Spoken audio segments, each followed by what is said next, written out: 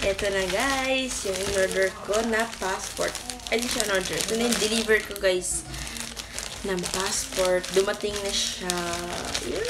Excited lang ko siyang buksan. Buksan na natin. Dahan-dahan na pagbukas dito. Ayan. Diyan sa gilid. Ayan. Inside. Oh! Ito na! Ito na. Electronic receipt lang to guys. Ayan. Ito na siya guys! Sa Pilipinas pasaporte. Ayan. Ayan na nga. Kikita niyo yung agila guys. The National Philippine Bird. Agila. Agila guys. Ang ganda guys, color blue. Ayan na nga kipagmumukha. Ayan, ipagmumukha ko guys. Ayan, syempre. May mga ano dyan. Ayan. Ayan. Sabi ng mother ko guys, isang na lang kung ganap na tao. Kasi pag ganap na tao ka na, sabi may passport ka na. I'm so happy. Gusto ko siyang bilhan ng ano, ng bag. Oh my God, ayan no. I mean yung sa akin. Oo, yung may plastic cover. Yun sa ano, sa hindi mo binili doon 500 yun. Sa DFP mismo yun. Hindi, meron naman doon sa Panay, doon ako na bilhin. Passport? Meron naman doon. Passport folder. Lalayas na ako ng Pilipinas, guys. Charot. Oo, pakita yung ano. Oh, yan. Ayan yung mukha ko, guys. Basta yun na yarn. Yung mga personal mong ano. Oo, yan. Ayan. Ang ganda, guys, oh. Ayan. Ayan lang, guys. Ayan yung mukha ko. Yan. That's me. Oh my God, nakakatuwa. Ilang years? Ayan. Ang valid siya ng 10 years, guys. Makapag-abroad ka muna. Makakapag-abroad mo na ako, guys. Ang ganda talaga. Natutuwa ako. Like, oh my God, it's so pretty.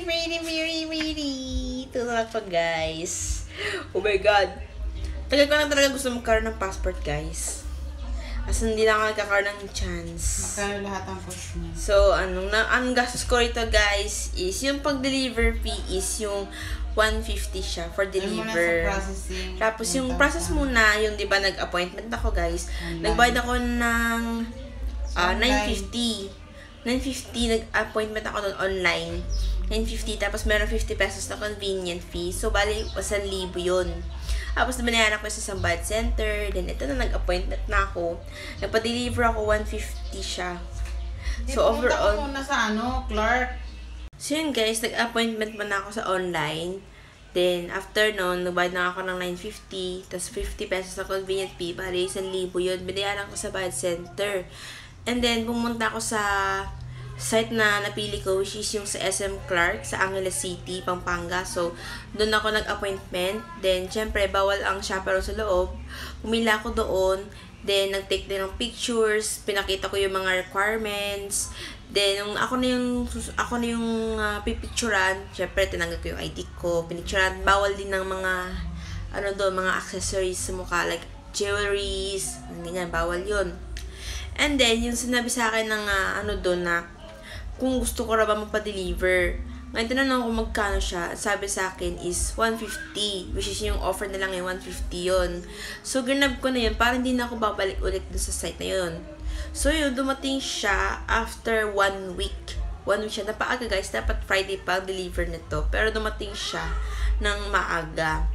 So, ito, magagamit ko na to guys. Pag nag-abroad ako, guys. Ayan na. Ayan. Thank you for watching this video. And don't forget to subscribe to my YouTube channel. And follow me on TikTok and my Facebook page. Bye!